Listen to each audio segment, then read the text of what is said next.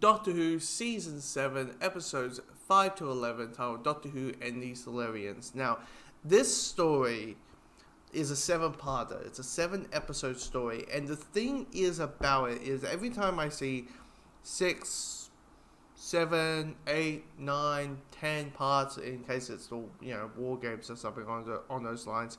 Trial of the Time Lord. How many episodes are you? Because you're an entire season. 14. Oh, thank goodness! Right? There is a sense of like, oh dear God, it's only 14 episodes.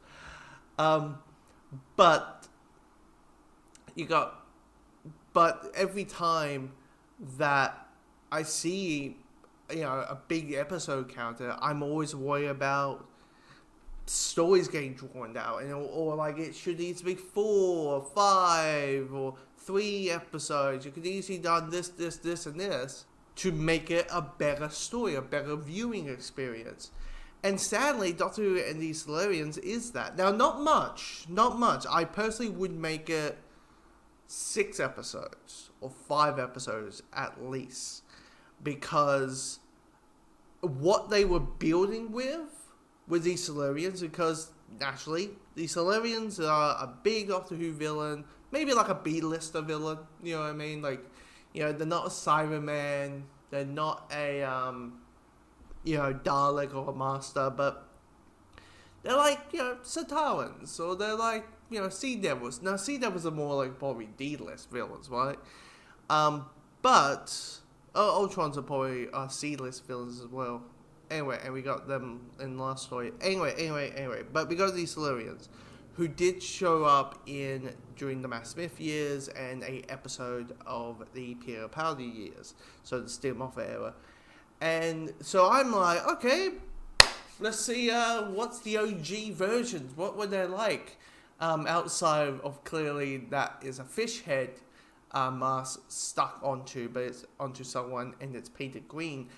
Outside of that, what is their goal? What is their plot? Why do they want to hurt humanity? Why do they hate us so much? And it's simply because we were there before you apes.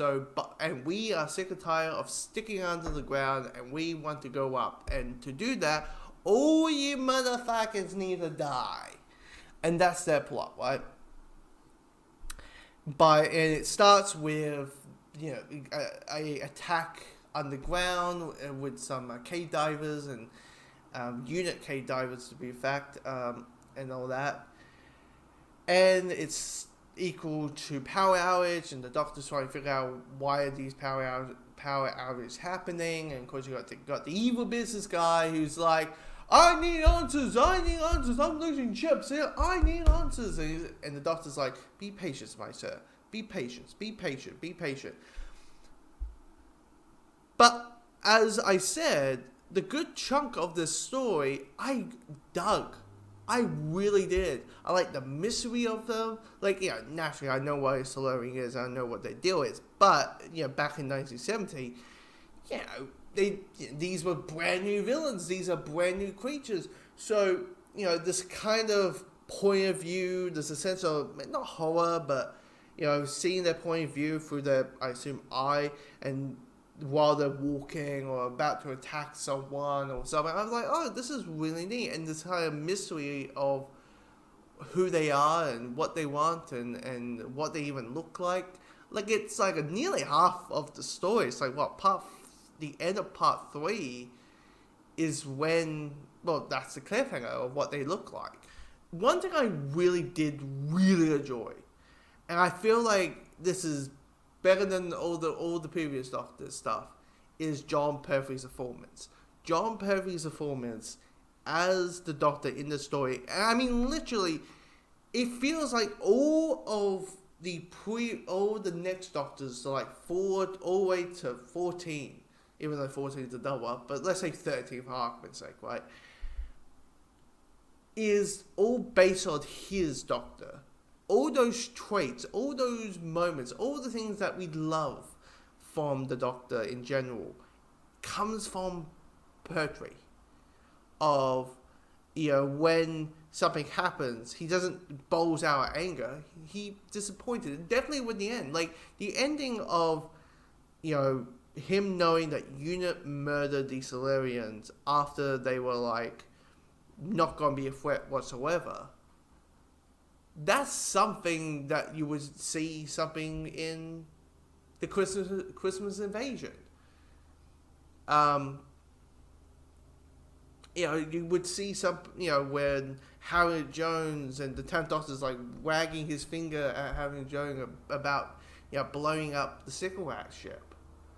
That is something I would 100% see also Pertwee's Doctor doing. So, and definitely at the same when you have, because feels like the first Doctor who, when he meets a creature and they're in danger, or they're about, they have a goal, and he can understand the goal, it's just he doesn't agree on the methods. You can see he wants to help. You can see there's a sense of empathy that he has, and it feels earned, it feels wonderful, and it feels so built up, and I was like, this feels more of the Doctor that I know from the Revival than the other two, really.